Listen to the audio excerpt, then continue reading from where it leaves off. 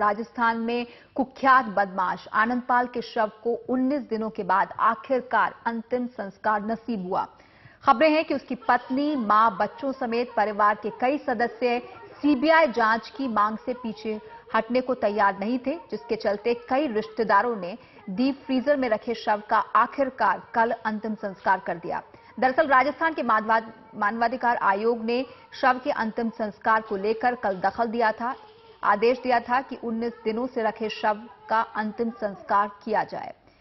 इससे पहले बुधवार को सांवराद में आप देख रहे हैं बहुत बड़ी संख्या में जनसमूह जमा हुआ। ये आनंदपाल के समर्थक, उसकी जाति, उसकी बिरादरी के लोग थे। हजारों की संख्या में जमा हुए ये लोग आनंदपाल की मौत की सीबीआई जांच की मांग कर रहे थे। इन समर्थकों ने जमकर उत्पात भी मचाया, जिसमें 21 पुलिस वाले घायल हो गए। पुलिस की कई गाड़ियों को फूंक दिया गया, पुलिस के हथियारों को भी लूटा गया, इस तरह की खबरें आई, जिसके बाद नागौर में कर्फ्यू लगा दिया गया।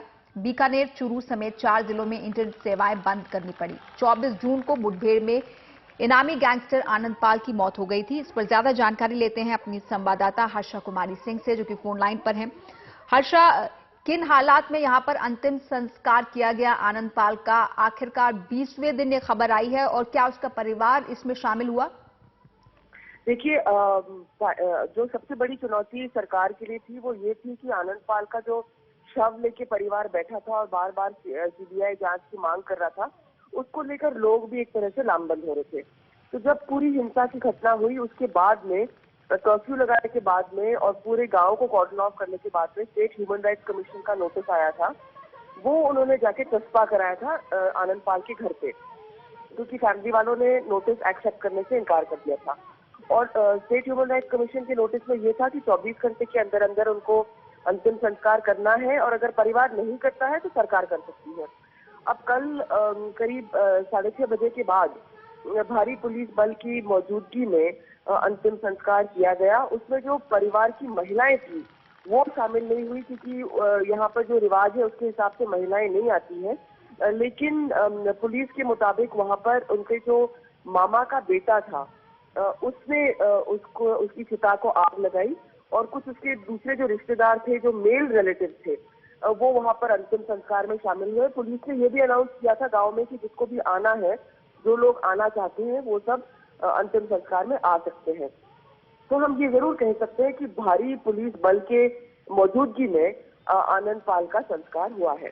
जी, ये तो आनंदपाल के संस्कार की बात हुई, लेकिन ये तो जातीय लामबंदी की तस्वीरें हम दिखा रहे हैं बुधवार की तस्वीर में, जिसमें हजारों की संख्या में राजपूत समुदाय के लोग लामबंद हुए। इससे अब किस तरह से निपटा जा रहा है? क्या अंतिम संस्कार के साथ ही ये भी खत्म हो गया है, ये शक्ति प्रदर्शन खत्म हो गया?